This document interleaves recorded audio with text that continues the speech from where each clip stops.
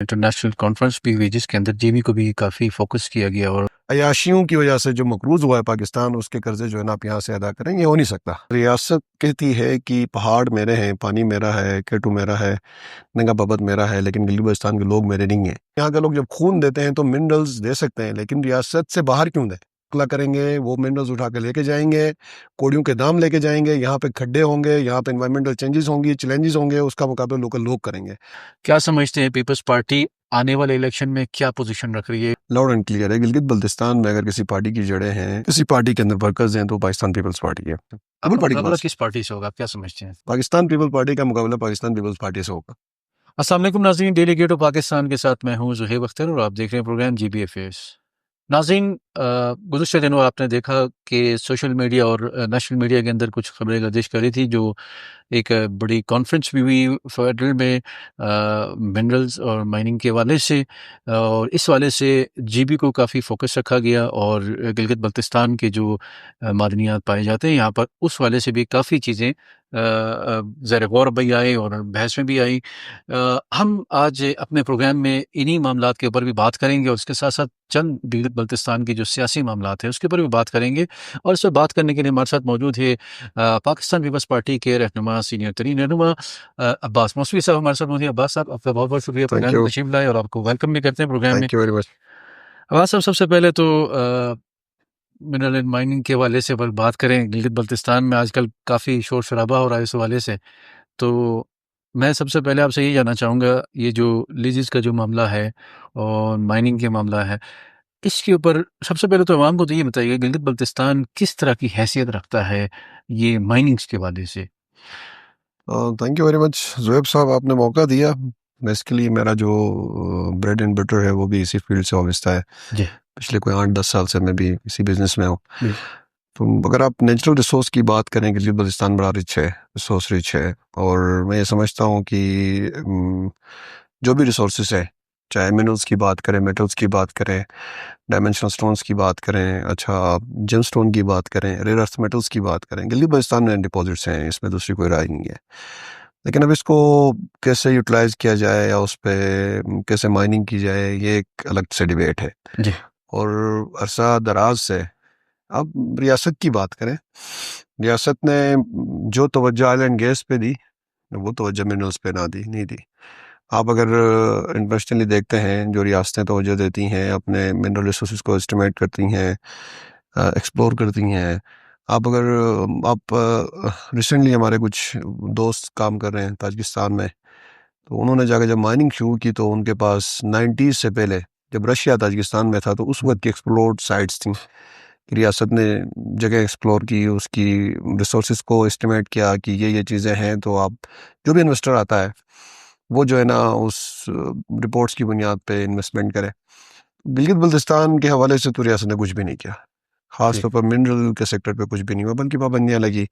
जो सदियों से लोगों ने जो एक्सप्लोरेशन की जेम्स की शक्ल में, सिर्फ जेम स्टोन में चंद एक साइट्स है जहाँ पे लोकल लोगों की अपनी मदद, आप जो मेहनत है वो है, इसके अलावा रियासत का कोई अमल दखल इसमें नहीं रहा।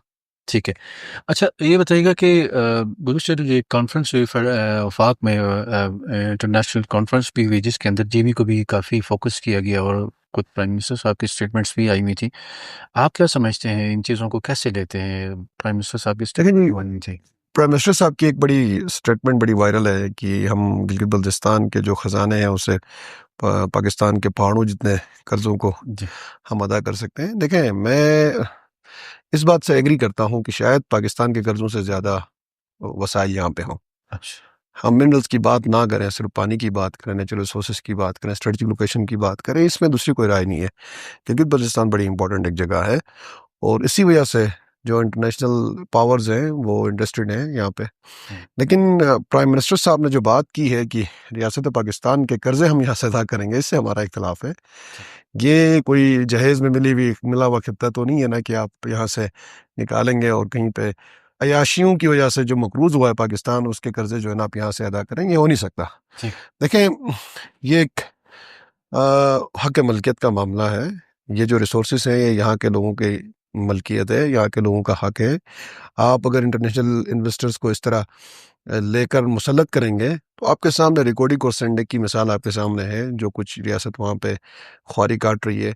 मेरा ये ख्याल है कि जिस मॉडल की तरफ रियासत जा रही है, ये मॉडल इंतहाई नाकिस है, और इससे कोई बड़ी तब्दीली नज़र नहीं आएगी, बल्कि इंटरनेशनल जो बड़ी-बड़ी सरमाएदार कंपनियाँ हैं और सरमाएदार मुल्क हैं, वो यहाँ पे अपने स्टेक्स बनाएँगे, यहाँ पे अपने जिसे कहते हैं कि घोंसले बनाएँगे, और नियर फ्यूचर में गिलगित-बल्तिस्तान के लिए हालात हमें बेहतर हुए नज़र नहीं आएँगे।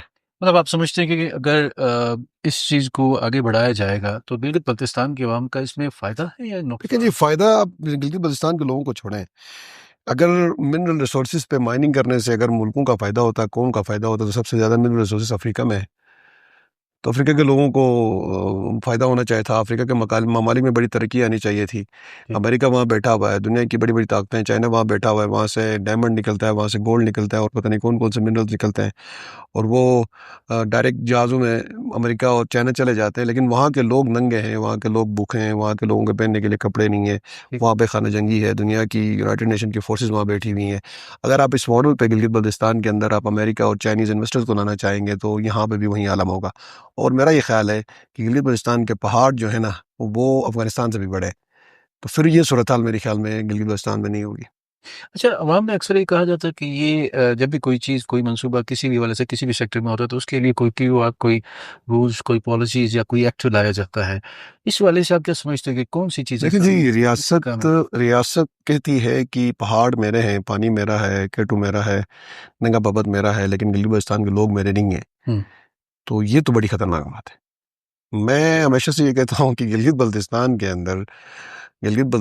के अंदर दुश्मन को पैसा लगाने की ज़रूरत नहीं है। हमारे जो पॉलिसी मेकर्स हैं, वो खुद दुश्मन हैं।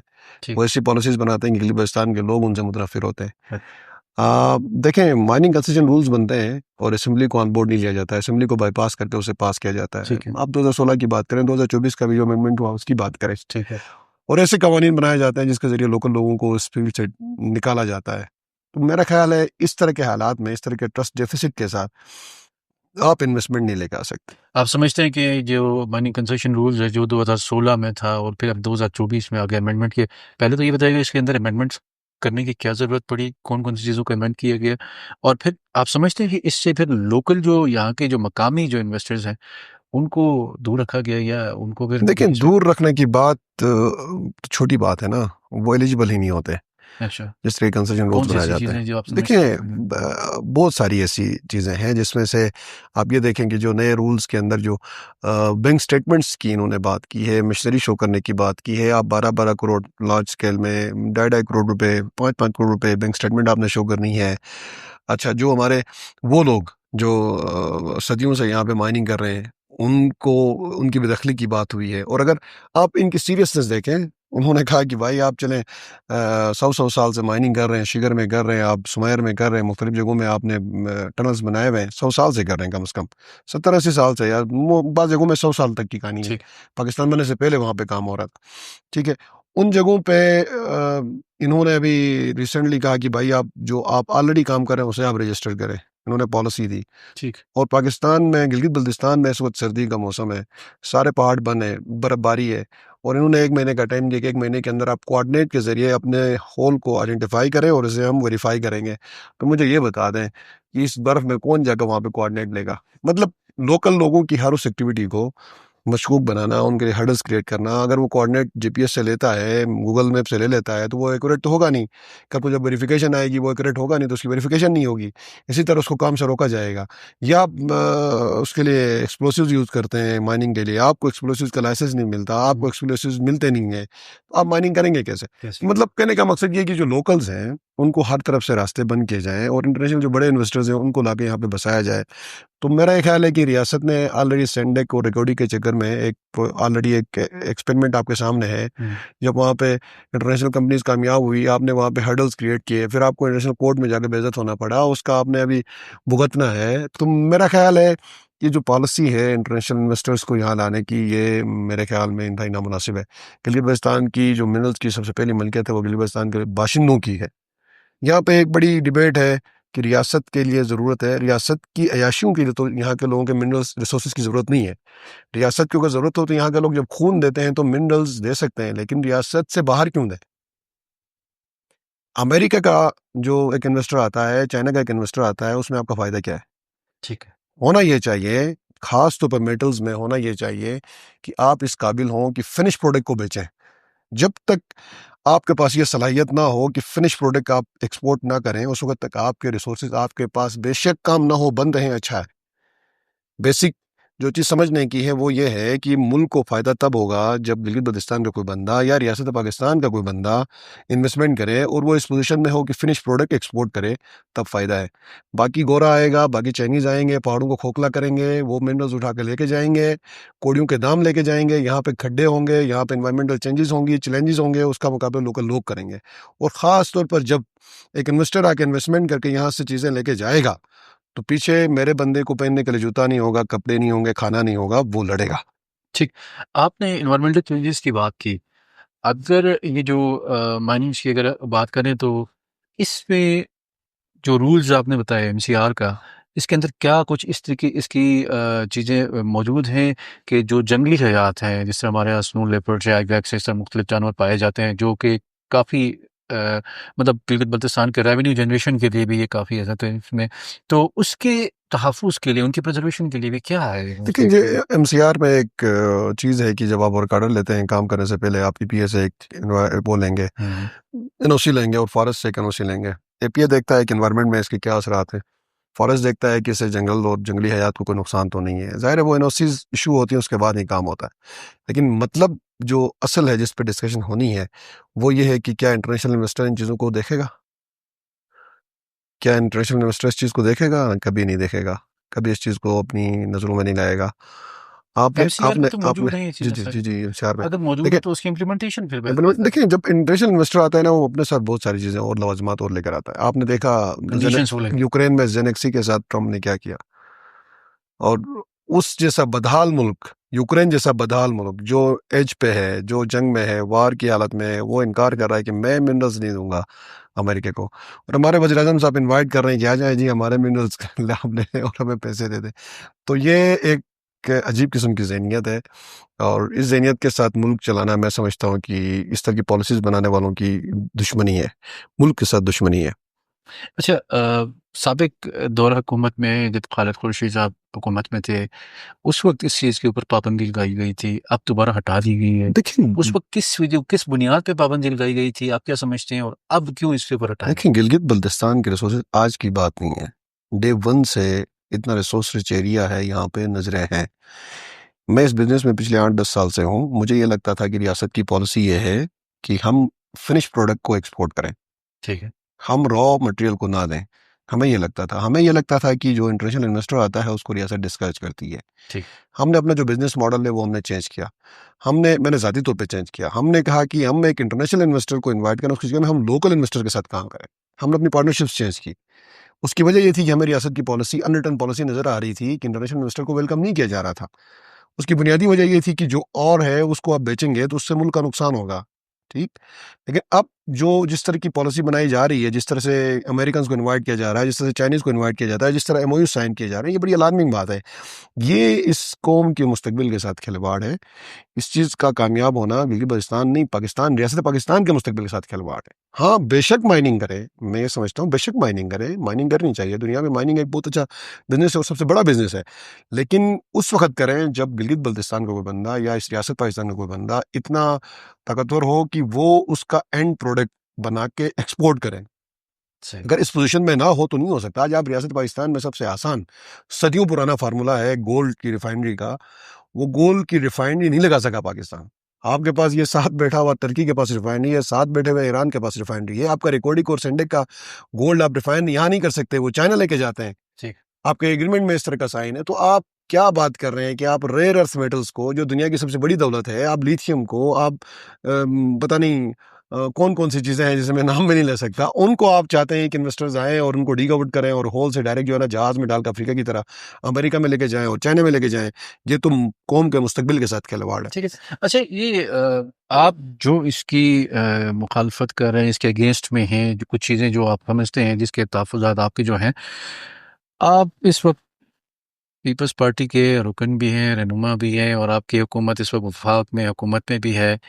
तो फिर आपकी दौर हुकूमत में ही ये चीज़ें हो रही हैं, क्या आपकी पार्टी ने वफ़ाक से बात नहीं की? क्या आपकी कोऑर्डिनेशन नहीं हुई? वहाँ पे बात नहीं सुनी गई? क्या हुआ इसमें? देखिए, आपको अच्छी तरह इस बात का अंदाज़ा है, ये हाइब्रिड रजीम है। हाइब्रिड रजीम में सियासी लोग यतीमों की तरह हैं, तो हम यतीमों की तरह चीखते चिल्लाते हैं, आपके सामने भी चीख चिल्ला रहे हैं।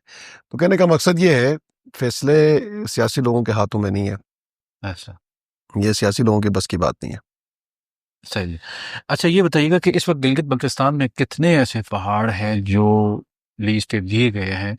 आपके पास क्या मालूमात है और लेकिन जी, इन फ्यूचर क्या होने जा रहा है? रिसेंटली जो बैन अपलिफ्ट हुआ, इसके बाद मुझे तो जब मैं खोलता हूँ पोर्टल, तो मुझे कोई बाज़ दफ़ा तो मुझे शक होता है कि शायद मुझे 1 फुट जगह भी मिलेगी, नहीं मिलेगी। नहीं, तो गिलगित-बल्तिस्तान फुली बुक्ड है। ठीक। अब सही। कहने का मकसद ये है, इस सूरत-हाल में आप इन्वेस्टर को लेकर आते हैं, तो कैसे आप रास्ता देते हैं? ठीक है, आपने एक एक्सपीरियंस किया ग्रीन टूरिज़्म का, आपके सामने पिछले साल हुआ यहाँ पे, उसका क्या नतीजा निकला? वही एसआईएफसी की कंपनी थी, हुँ, हुँ। आज आप मिनरल में आ रहे हैं, ठीक है? आपने गिलगित-बल्तिस्तान के ख़ासतौर गिलगित-बल्तिस्तान में अगर आप देखें, बॉर्डर को आपने कब्ज़ा किया हुआ है, ठीक है? एनएलसी के ऊपर एक और लोग भी आके अब बैठ गए हैं। आपने ग्रीन टूरिज़्म में कंपनी एक बना के लाई है ग्रीन टूरिज़्म के नाम से, टूरिज़्म को कंट्रोल करने के लिए। मिनरल कंट्रोल करने के लिए कोई और बाबा आ जाएगा, तो लोग किधर जाएँगे? हाँ जी, देखिए, प्राइवेट ये सारे सेक्टर आपके दौर हुकूमत में दे मेरे आपकी दौर पार्टी के हुकूमत दौर मैं इस बात आपकी को पार्टी कंडेम के दौर करूँ। हुकूमत में। देखिए, एक पहली बात तो ये है कि हमारी हमारी सिंगल मेजॉरिटी वाली अगर आपकी नहीं हुकूमत नहीं। सुनी जा रही तो आप हट जाइए ना हुकूमत के ज़रिए। देखिए, जब आप कोalition गवर्नमेंट में होते हैं ना, आप अपने रिज़र्वेशंस पेश कर रहे होते हैं। ये भी मेरी रिज़र्वेशन है, आपने चाहे वो पार्टी मीडिया के ऑब्वियस लीडरशिप सी पेश बात है, लीडरशिप। आप देखें, आज क्या हम कह रही है? पार्टी देखिए, लीडरशिप क्या कह रही है? हमने वोट दिया हुआ है वफाक नहीं, में। पार्टी पार्टी लीडरशिप क्या कह रही है आपकी जो मरकज़ में है? देखिए, बड़े वाज़ेह हमारा मौक़िफ़ है। हमने आपका तो वोट नारा भी था देखिए कि मिल्कियत। देखिए, हमारा बड़ा वाज़ेह, हम आज अगर मुखालिफत करते हैं इस बात की, तो उसी हक़ मलकियत नारे की बुनियाद पे कर रहे हैं जी। कि गिलगित-बल्तिस्तान में अगर रिसोर्सेज़ पे किसी का हक़ हो, गई गिलगित-बल्तिस्तान के लोगों का है।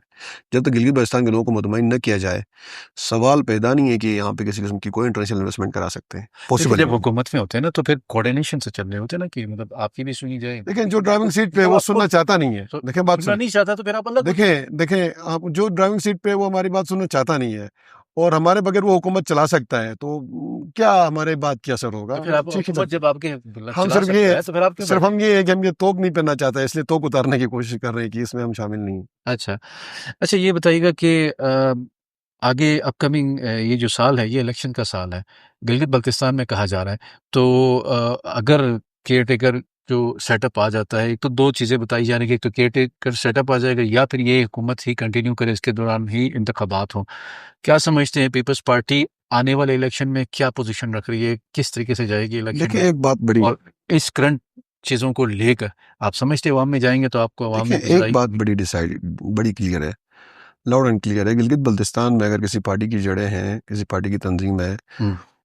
किसी पार्टी के अंदर वर्कर्स हैं, तो पाकिस्तान पीपल्स पार्टी है। अच्छा। इस बात से आप एग्री करेंगे। उसकी बुनियादी एक रीज़न आपको बताऊँ, आज इस पोज़ीशन में आप देखें, जितनी भी पार्टियाँ गिलगित-बल्तिस्तान में हैं, 24 हलके देखें, अगर किसी पार्टी के पास 24 हलकों में स्ट्रॉन्ग कैंडिडेट्स हैं, या जीतने वाले या सेकंड आने वाले, वो सिर्फ़ पाकिस्तान पीपल्स पार्टी है। अच्छा। आप नून लीग बहुत बड़ी पार्टी है, वफाक में गवर्नमेंट है, आज आप देखें, आपको 24 हलकों में कैंडिडेट नहीं मिलेंगे। ठीक, पिटाई की तो बात ही ना करें ना, वो तो आजकल इताब के शिकार हैं बेचारे। ठीक। तो कहने का मकसद ये है कि सियासी ग्रास रूट पे गिलगित-बल्तिस्तान के ऊपर जितनी भी कोशिश आज तक कौमी सवाल के ऊपर की है, वो पाकिस्तान पीपल्स पार्टी ने की है। चाहे सब्सिडी की बात करें, एफसीआर की बात करें, राज्य निज़ाम की बात करें, जो भी की है। तो इस हवाले से गिलगित-बल्तिस्तान के अंदर रूट्स हैं पाकिस्तान पीपल्स पार्टी की, और अगर पाकिस्तान पीपल्स पार्टी अपने बयाने पे इलेक्शन करे, तो मेरा ये ख्याल है कि लोग इसको लब्बैक कहेंगे, इसको मौका देंगे। और इस वक़्त तो मेरा ख़्याल है कि पाकिस्तान पीपल्स पार्टी के सामने बिल्कुल ऐसा ग्राउंड है कि मुकाबले के लिए कैंडिडेट भी मौजूद नहीं है। नून लीग की हालत आपके सामने है, पीटीआई बेचारे कोई बंदा खड़ा होने के लिए तैयार नहीं है। तो मेरा ये ख़्याल है कि इस बार बहुत अच्छा जो ग्राउंड है, वो पाकिस्तान पीपल्स पार्टी का है। अपने हल्के की बताएँ कि क्या समझते हैं कि कौन-सा कैंडिडेट आप अपने आप का मद्देमुकाबिल समझते हैं? देखिए जी, हमारे हल्के की सूरत-हाल थोड़ी-सी अनएक्सपेक्टेड रहती है हमेशा से, हर साल से। मैं ये समझता हूँ कि हमारा जो मेरी ज़ाती जो एफ़िलिएशन है, जिस ग्रुप के साथ हम सियासत करते हैं। हमारे वहाँ पार्टी से ज़्यादा ग्रुपिंग बड़ी इंपॉर्टेंट होती है, कौन लोग किसके साथ मिलके क्या सियासत करते हैं। तो हम ये समझते हैं कि हमारा ग्रुप बड़ा स्ट्रॉन्ग पोजीशन में है, ठीक और है। इस बार हमारा ये ख्याल है कि हम एक अच्छी पोजीशन में इस हल्के को निकालने की पोजीशन में है। सही। जो हमारे मुखालफिन हैं वो बड़े बड़े दावा और मुझों को ताव तो लगा रहे हैं, लेकिन उनकी इस वक्त जो हालत है वो काबिल रहम है, काबिल अच्छा। रहम है। हम लोगों में उठते हैं, बैठते हैं, और लोगों से बात होती है तो हमें अंदाज़ा होता है कि उनकी हालत बड़ी काबिल रहम है। इनका तो एक कह रहे अवाम तो ये कह रही कि उन्होंने बड़े काम किए हैं, और लोगों का हाथ खुद भी दावा है कि हमने बड़े काम किए, और अब हम जो है ना कि दोबारा आने की पोजीशन में भी हैं। देखिए वो एक जो मशहूर बात है ना, गज़ भी यहाँ है, मैदान भी यहाँ है, 5 महीने की बात है, नवंबर के बाद केयर टेकर ने आना है। तो मेरा ये ख़्याल है कि हम इस बार बहुत अच्छी पोज़ीशन में हैं, ख़ासकर जिस जिस लोगों के साथ जिन लोगों के साथ मिलकर हम सियासत करते हैं अपने हल्के में, जो हमारा ग्रुप है, वो बड़ी स्ट्रॉन्ग पोज़ीशन में है। मेरा नहीं ख़्याल कि हमारे ग्रुप के मुकाबले में कोई और बंदा इलेक्शन करने की पोज़ीशन में है। आपकी बातों से ऐसा ऐसा लग रहा है कि पीपल्स पार्टी सिंगल लार्जेस्ट जो है ना कि हुकूमत बनाएगी, सिंगल पार्टी हुकूमत देखिए, मैं बनाएगी ये तो नहीं कहूँगा कि इन सिंगल फ्यूचर। लार्जेस्ट बनाने की पोज़ीशन में है, और पोज़ीशन में है, ऐसा नहीं है कि नहीं है। आप हल्के गिन लें, आपके आप इस वक़्त सबसे ज़्यादा सीटें कहाँ पे हैं? आप हमारे पास बल्तिस्तान में है, और बल्तिस्तान में आप देखें किसकी आप अगर एक अंदाज़े से देखते हैं तो क्लीन स्वीप है हमारी आज अभी तक के कैंडिडेट में। हमारे सबसे स्ट्रॉन्ग कैंडिडेट्स हमारे पास है, पीपल आपका पार्टी के मुकाबला पास। किस पार्टी से होगा, आप क्या समझते हैं? पीपल्स नहीं, पार्टी से होगा, हमारा हमारा मुकाबला या फिर हमारे सीट देखिए, एक एडजस्टमेंट चीज़ कहीं पे भी एक हो बड़ी जाएगी? इंटरेस्टिंग मैं बात कहूँगा, बड़ी इंटरेस्टिंग। पाकिस्तान पीपल पार्टी का मुकाबला पाकिस्तान पीपल्स पार्टी से होगा। अच्छा, अंदर की। जी, जी। पाकिस्तान पीपल्स पार्टी का मुकाबला हर हल्के में पाकिस्तान आपका पीपल्स पार्टी इशारा के ही पीपल्स कैंडिडेट। पार्टी के अंदर इख्तिलाफात की तरफ तो नहीं है? देखिए, वो जो भी है आप उसको जिस तरफ भी लेके जाएँ, ठीक है। पाकिस्तान पीपल्स पार्टी का मुकाबला हर हल्के में पाकिस्तान पीपल्स पार्टी के ही कैंडिडेट से होगा। अगर हम कैंडिडेट्स को सँभालने में कामयाब हुए तो हुकूमत हमारी है। ठीक है। मैं वाह सियासी तज्ज़िया कर रहा हूँ, मैं कोई पेशन गोई या चिड़िया की खबर नहीं दे रहा। सही है, ठीक है। वाह साहब, चाह तो ये रहा था कि मज़ीद इस हवाले से आपसे गुफ्तगू करें। प्रोग्राम का वक़्त जो है अख्ताम को पहुँचता है। आपका बहुत-बहुत शुक्रिया, आप प्रोग्राम में तशरीफ़ लाए। इंशाल्लाह मज़ीद आपसे इन मामलात के ऊपर मज़ीद गुफ्तगू करेंगे, जो-जो ये चीज़ें सामने आएँगी, और सियासी हवाले से भी आपसे गुफ्तगू करते थैंक यू, रहेंगे। Thank you. आपका बहुत-बहुत शुक्रिया। नाज़रीन, आपने देखा कि अब्बास साहब ने जो इस वक़्त माइनिंग्स के हवाले से जो खबरें गर्दिश कर रही हैं, और इनके क्या तहफ़्फ़ुज़ात हैं, और गिलगित-बल्तिस्तान के अवाम के क्या इस हवाले से तहफ़्फ़ुज़ात हैं, वो सामने रखे, और क्या-क्या चीज़ें हैं जिनके ऊपर मज़ीद बेहतरी लाई जा सकती है, उस हवाले से भी बताया, और साथ-साथ गिलगित-बल्तिस्तान की जो सियासी सूरत-ए-हाल है, इसके ऊपर भी उन्होंने रोशनी डाली, और बिलख़ुसूस अपने हल्के के और अपनी पार्टी के हवाले से भी। नाज़रीन, यहाँ पर हमारे प्रोग्राम का वक़्त जो है अपने इख्तिताम को पहुँचता है। अपने मेज़बान ज़ुहैब अख्तर को दीजिएगा इजाज़त। अल्लाह हाफ़िज़।